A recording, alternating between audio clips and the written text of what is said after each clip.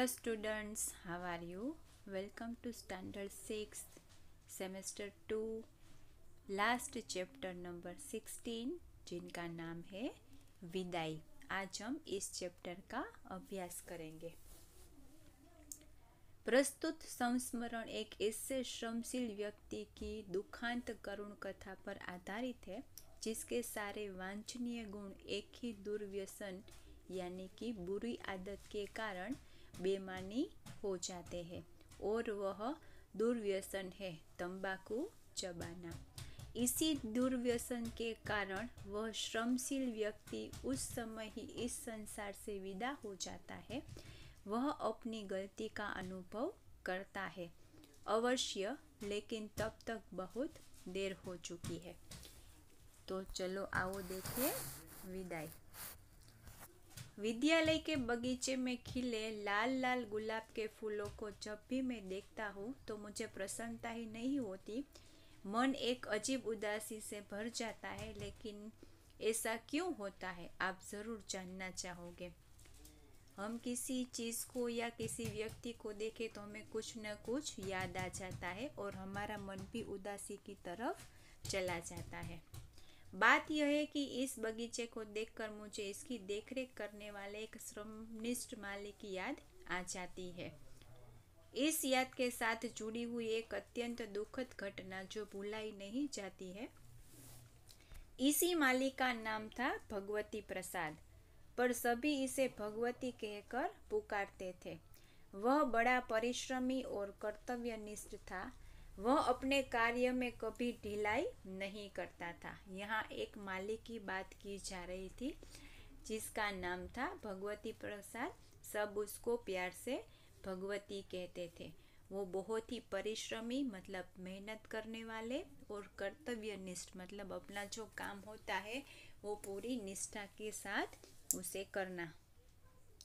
वह अपने कार्य में कभी ढिलाई नहीं रखता था। भूमि को फावड़े से खोद पीट कर क्यारी तैयार करता, फिर उसमें बड़े करीने से फूलों को पौधे रोपता, समय पर पानी देता, खुरपी लेकर पौधों की निराई गुड़ाई करता, फूल खिलने पर उनकी अच्छी देखभाल करता। उस माली का क्या क्या काम था वो हमें यहाँ बताया है। उसके लिए आराम हराम था। घंटी बजती, विद्यालय की छुट्टी हो जाती, पर वह सूरज छिपने तक काम में जुटा रहता। रविवार के अवकाश में भी उसे बगीचे के काम करके देखा जा सकता था।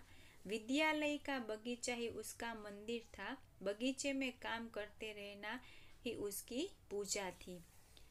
कोई कोई व्यक्ति के स्वभाव ऐसे होते हैं कि वो काम को ही अपनी पूजा समझ लेते हैं, और वो जो ये मालिक भगवती प्रसाद का हमें यहाँ वर्णन किया जा रहा है वो भी कुछ इसी प्रकार था।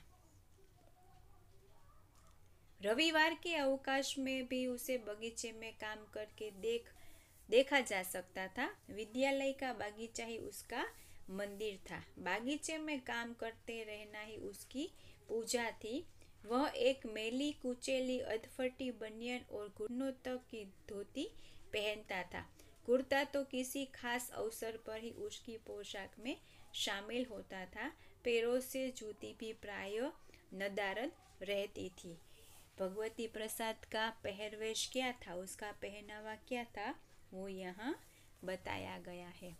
उसके स्वभाव में मधुरता थी। सबको भैयन कहकर बुलाता था। कोई व्यक्ति या कोई मनुष्य, आदमी हो या स्त्री हो या कोई बच्चा हो, जब बोलता है ना तो सभी की आवाज़ अलग अलग होती है। सभी की आवाज़ में मधुरता हमें नहीं नज़र आती। कोई कोई व्यक्ति या कोई स्त्री या कोई बच्चा बोले तो हमें ऐसा ही लगता है कि भाई वो बोलता ही जाए।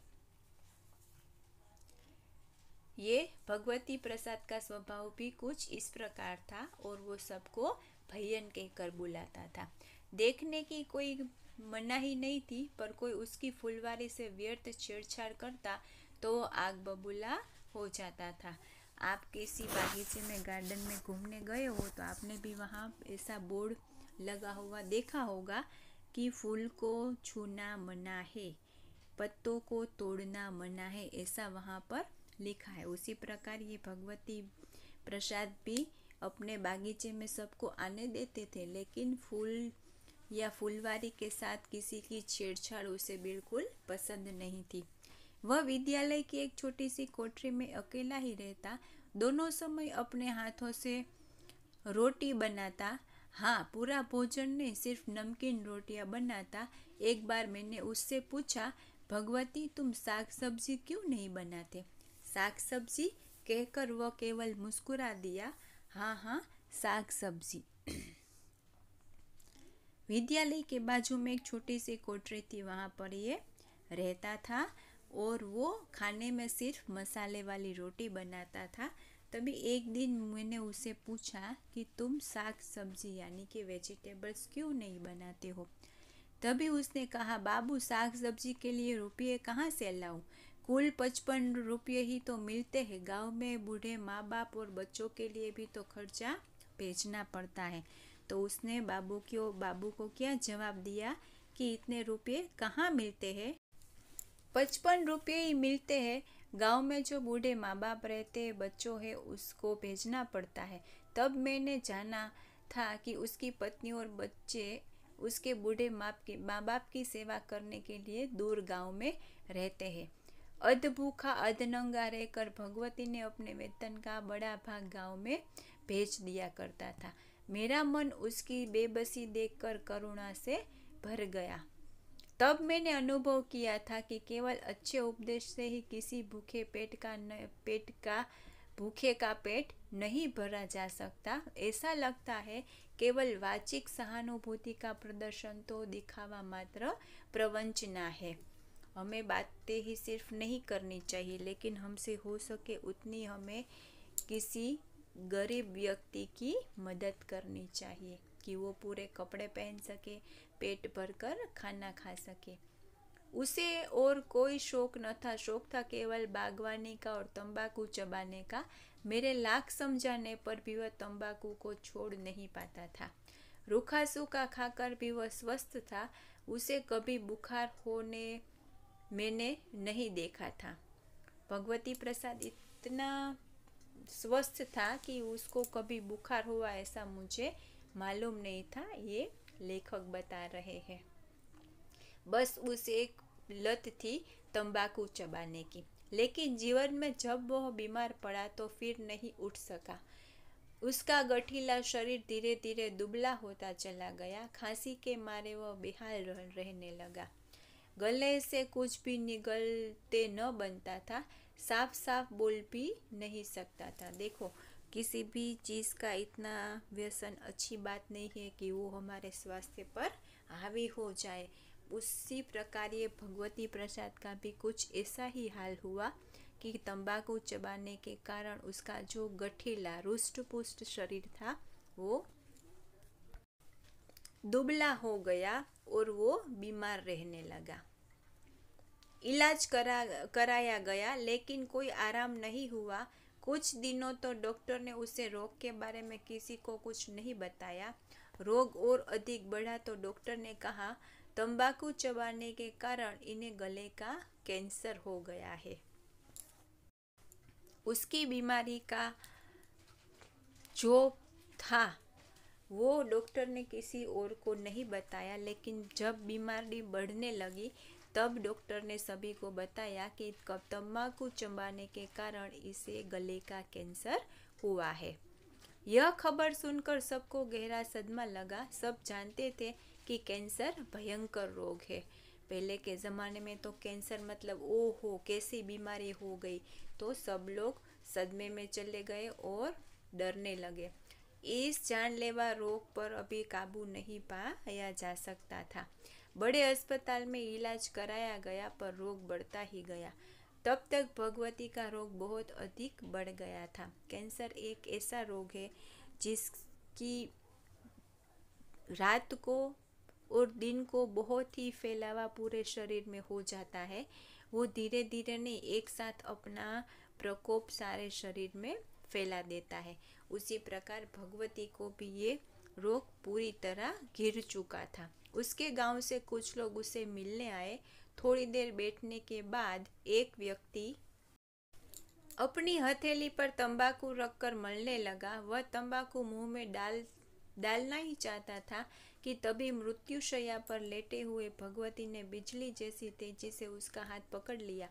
एक हाथ से अपने फूले हुए गले की ओर इशारा करते हुए गले से ग ग ड ग की आवाज निकलते हुए उसने बिना कुछ कहे ही जो कुछ कहा उसके लिए किसी व्याख्या की जरूरत नहीं थी। भगवती शरण मरण शैया पर भी पड़े पड़े वो जो आदमी तंबाकू चबाकर अपने मुंह में डालना चाह रहा था उसको वो रोकने की कोशिश कर रहा था। उसके बिना कुछ कहे जो कुछ कहा उसके लिए किसी व्याख्या की जरूरत नहीं थी। गांव से आए हुए व्यक्ति ने तंबाकू तुरंत नीचे फेंक दिया। भगवती ने मुंह पर एक फीकी मुस्कुराहट फैला दी। अंत में डॉक्टर ने जवाब दे दिया। कुटुंबी लोग भगवती प्रसाद को तब तक अपने देश अपने गांव ले गए थे। हम सब ने उसे भारी मन से विदा किया और कुछ ही दिन बाद हमें सुना कि वह देश चला गया जहां जाने के बाद कोई वापस नहीं लौटता है, यानी कि कैंसर में भगवती प्रसाद की मौत हो गई। मैं जब जब बागीचे के लाल गुलाब देखता हूँ या किसी को तंबाकू चबा के देखता हूँ तब तब मुझे बरबस की याद, आज भी मृत्युशैया पर लेटे हुए भगवती प्रसाद की याद आ जाती है। मैं वह सब कुछ याद करके सिहर उठता हूँ। तो यहाँ लेखक वो जो बाबू है वो जब भी बागीचे में फूल देखते हैं या किसी को तंबाकू चबाते देखते हैं तो उसको तुरंत ही भगवती प्रसाद की याद आ जाती है। लेकिन अब तो भगवती प्रसाद रहे ही नहीं, सिर्फ उनकी यादें ही रही। इस घटना से, इस प्रसंग से हमें ये सीख मिलती है कि हमारे जीवन में कोई भी ऐसी आदत हमें नहीं डालनी चाहिए कि जो आदत हमारी जान ले ले, हमारे पीछे हमारे कुटुंबीजनों को भी वो भोगना पड़े। तो हमें ये सीख मिलती है कि हमें हमारा जीवन बहुत अच्छी तरह से तंदुरुस्त होकर जीना है, ना कि कोई व्यसन के साथ। आशा रखती हूँ आपको ये वीडियो अच्छा लगा होगा। नेक्स्ट वीडियो लेक्चर में फिर से मिलेंगे, तब तक के लिए बाय बाय।